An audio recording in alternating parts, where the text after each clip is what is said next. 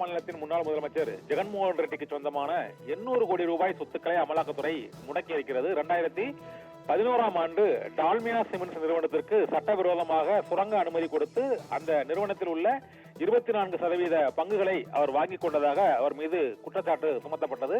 இந்த வழக்கை சிபிஐ விசாரித்த நிலையில் 11 ஆண்டுகளுக்கு பிறகு இன்று சிபிஐ விசாரணையின் முடிவில் இந்த முறைகேடு நடைபெற்றது உறுதிப்படுத்தப்பட்டு இன்று டால்மியா சிமெண்ட்ஸில் ஜெகன்மோகன் ரெட்டிக்கு வழங்கப்பட்ட 27 கோடி ரூபாய் மதிப்புடைய அந்த பங்குகள் முடக்கப்பட்டிருக்கின்றன. இதே போல 800 கோடி ரூபாய் மதிப்புடைய அந்த 400 ஏக்கர் பரப்பளவுடைய அந்த சுரங்கமும் முடக்கப்பட்டிருக்கிறது.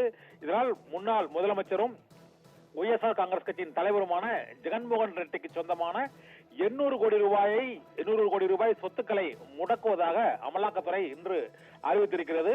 14 ஆண்டுகளுக்கு முன்பு டால்மியா சிமெண்ட்ஸ் நிறுவனத்திற்கு கடப்பா மாவட்டத்தில் குறிப்பிட்ட இடங்களில் சுரங்க அனுமதி கொடுத்ததற்காகவும் டால்மியா சிமெண்ட்ஸின் பங்குகளை இவர் சட்டவிரோத பண பரிமாற்ற சட்டத்தின் கீழ் அந்த பங்குகளை வாங்கி அவர் லாபம் சம்பாதித்ததாகவும் வருமானத்திற்கு அதிகமாக சொத்து சேர்த்து லாபம் தொடரப்பட்ட வழக்கில் அமலாக்கத்துறை என்று அவரது சொத்துக்களை முடக்கி இருக்கிறது. சுமார் 800 கோடி ரூபாய் மதிப்புடைய முன்னாள் முதலமைச்சர் ஜெகன்மோகன் ரெட்டியின் சொத்துக்களை அமலாக்கத்துறை முடக்கி இருப்பது பரபரப்பை ஏற்படுத்தி இருக்கிறது.